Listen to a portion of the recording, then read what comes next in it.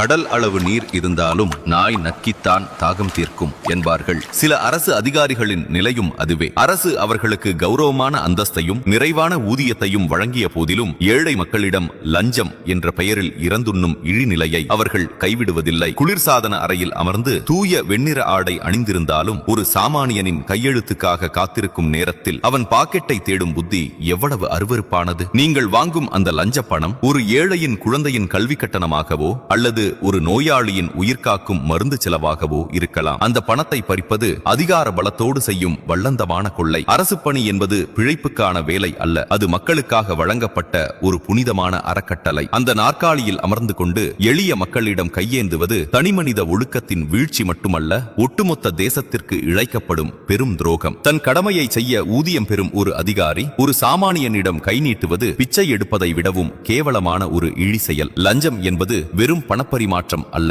அது ஒரு சமூகத்தின் முதுகெலும்பை முறிக்கும் நஞ்சு. ஒரு அதிகாரி செய்யும் பாவம் அவரது 7 தலைமுறைக்கும் நிழலாய் தொடரும். எளியவர்களின் கண்ணீரிலும் சாபத்திலும் சேர்க்கப்படும் சொத்து ஒருபோதும் நிம்மதியை தராது. எல்லா அதிகாரிகளும் லஞ்சம் வாங்குபவர்கள் அல்ல, ஆனால் லஞ்சம் வாங்கும் அதிகாரிகள் அனைவரும் திறமையற்ற நிர்வாகத்திற்கும் காலதாமதத்திற்கும் மூல காரணமாக